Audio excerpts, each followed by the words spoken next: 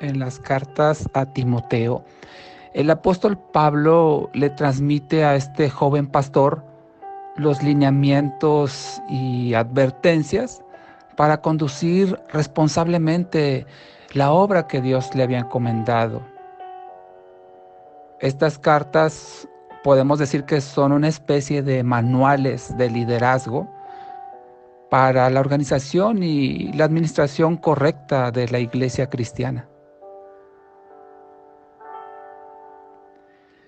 En esas cartas, que son dos, Pablo instruye a Timoteo, entre otros asuntos, sobre la doctrina de la iglesia. Las instrucciones de Pablo no fueron solo de aplicación exclusiva para Timoteo, no fue una carta que solamente él podía utilizar, sino que también nosotros hoy en día podemos aplicar esas enseñanzas de Pablo para mantener una iglesia sana de acuerdo con el diseño de Dios. Como dice en 1 Timoteo 3:15, en la traducción al lenguaje actual dice así: por si acaso no llego a tiempo, está hablando Pablo a Timoteo, así sabrás cómo debemos comportarnos los que pertenecemos a la iglesia, que es la familia del Dios vivo. La iglesia sostiene y defiende la verdad. Mira lo que le dice Pablo nuevamente a Timoteo: cómo debemos comportarnos los que pertenecemos a la iglesia, cómo debemos comportarnos los cristianos, los hijos de Dios, que somos la familia del Dios vivo. Porque la iglesia, dice Pablo, sostiene y defiende la verdad.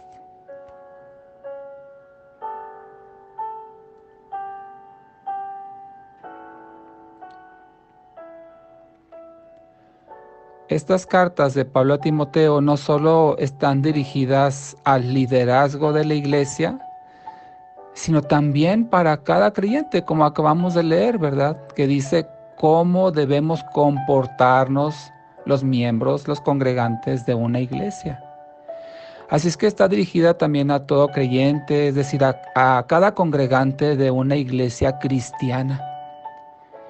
Y el llamado que también hace Pablo en 1 Timoteo 6:12 es a contender por la fe, defender la verdad y evitar las falsas enseñanzas. Cada cristiano debe estar firme en la fe y perseverar en la doctrina.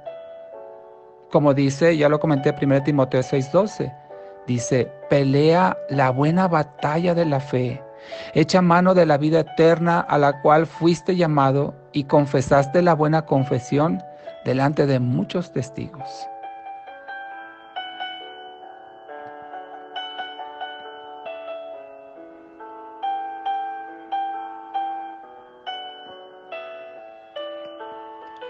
Otra advertencia que le hace Pablo a Timoteo, y podemos ir no solo a Timoteo, sino a todo creyente, porque estas cartas son válidas aún hoy en nuestros días. Por supuesto, con mayor énfasis a los líderes de la iglesia local. Esta advertencia la hace Pablo en 1 de Timoteo 4:16, cuando le dice: Timoteo, compórtate como es debido y ten cuidado de lo que enseñas. Sigue haciendo esto y no solo te salvarás a ti mismo, sino que también salvarás a los que te escuchan.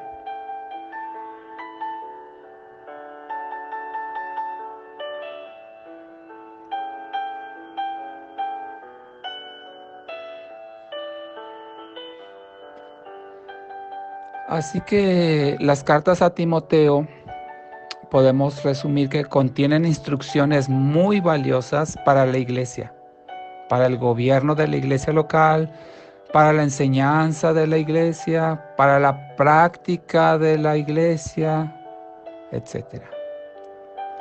Y hablando justamente de la buena enseñanza, o como le dice la Biblia, la sana doctrina, que eso es, la doctrina es enseñanza, es instrucción, es fundamental esta buena enseñanza o sana doctrina es fundamental para que las personas conozcan las verdades eternas de Dios.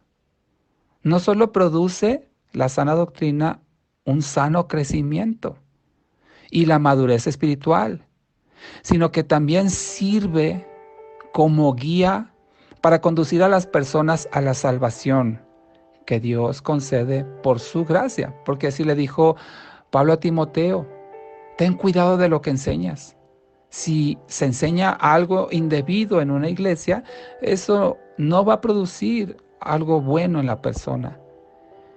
Y le dice Pablo a Timoteo nuevamente, como leímos en 1 Timoteo 4:16, también salvarás a los que te escuchen, porque la sana doctrina conduce al conocimiento del Dios verdadero y conduce a las personas a reconocer al Dios único, al verdadero Dios, para entregarle su vida, y Dios por su gracia les conceda la salvación.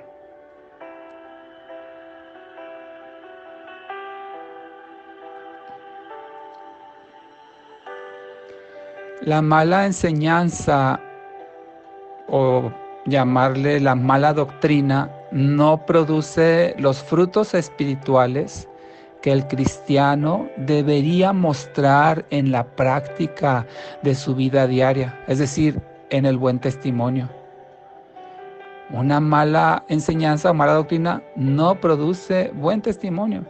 Además, como ya leímos, es un estorbo la mala enseñanza para que las personas reciban la salvación de Dios, conozcan al verdadero Dios. Por ejemplo, la comida no saludable, o lo que se llama la comida chatarra, no contribuye a la salud de la persona. Al contrario, la enferma.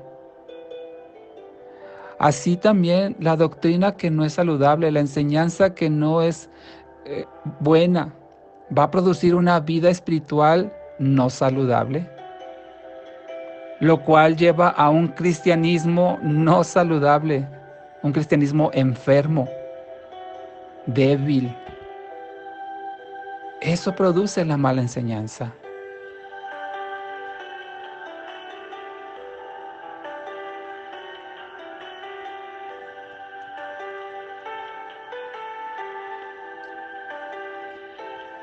Así es que la verdadera iglesia de Dios debe tener dos características que son distintivas de todas aquellas otras que no son la iglesia de Dios.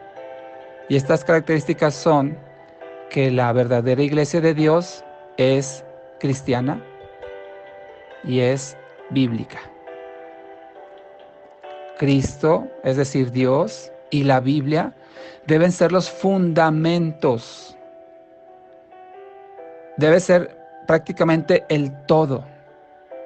Los ejes rectores, los parámetros de medición, las guías de crecimiento.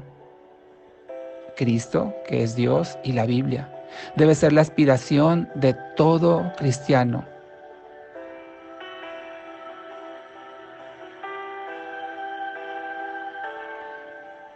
Por eso, reitero, la iglesia de Dios debe ser cristiana y bíblica. Debe ser cristiana porque Cristo es la razón de ser de la iglesia. Sin Él no existiría la iglesia. Cristo es el fundamento y es la cabeza de la iglesia.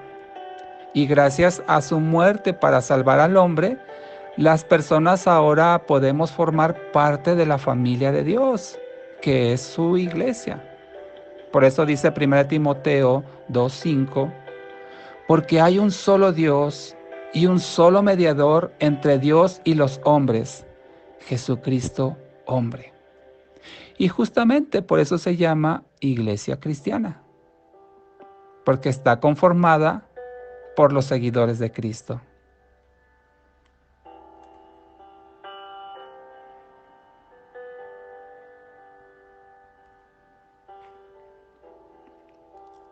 Ahora bien, la iglesia de Dios también debe ser una iglesia bíblica, porque sus enseñanzas en la iglesia y sus prácticas se basan enteramente en la Biblia.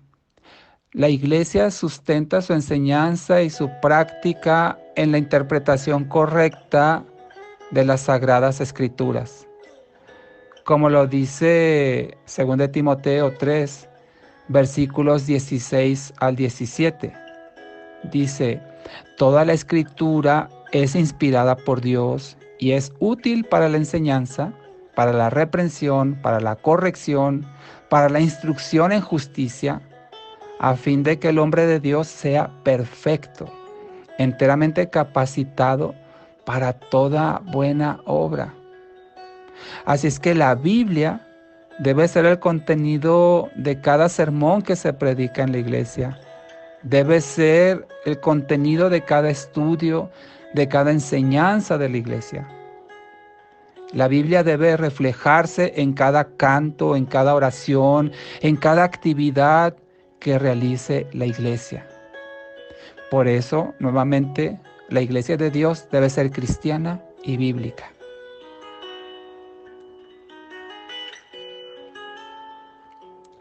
Cualquier otro elemento que no sea cristiano y que no sea bíblico y que forme parte de la iglesia, ya sea en su doctrina, en su práctica, en sus enseñanzas, si no es cristiano y no es bíblico, esa iglesia no puede ser considerada ni como una iglesia cristiana ni como una iglesia bíblica.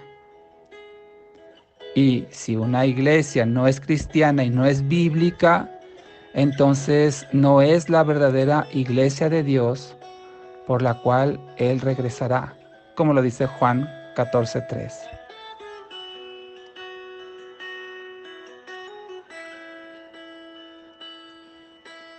Oremos al Señor. Amado Dios, cuántas gracias te damos, Señor, que no nos has dejado, Padre, a nuestra imaginación, a los pensamientos de nuestro corazón, Señor, sino que nos has dejado instrucciones claras y precisas en tu palabra acerca de lo que debe ser una verdadera iglesia, cristiana y bíblica. Y te damos gracias, Padre, porque esas verdades que tú pronunciaste a tus siervos en ese tiempo que fueron escritas, siguen siendo válidas hoy en día para nosotros, Señor. Y tenemos entonces en tu palabra, Señor, la dirección, la regla de medida, los parámetros que debemos de considerar para saber si la iglesia es cristiana y es bíblica. Padre, y aquellos, Señor, que se encuentran en un lugar donde no se sigue fielmente a Cristo, ni las enseñanzas bíblicas, sino que se fundamentan en otras ideas, en otras imaginaciones o filosofías, Padre, te pedimos que abra su entendimiento, Señor, para que se alejen de ese lugar y acudan a una iglesia que sí sea cristiana y bíblica, para que así crezcan espiritualmente y aún tal vez para conocerte, porque tal vez han conocido a un Dios que no eres tú por estar en la iglesia equivocada. Te damos gracias, Señor, por abrirnos el entendimiento en el nombre de Jesús. Amén.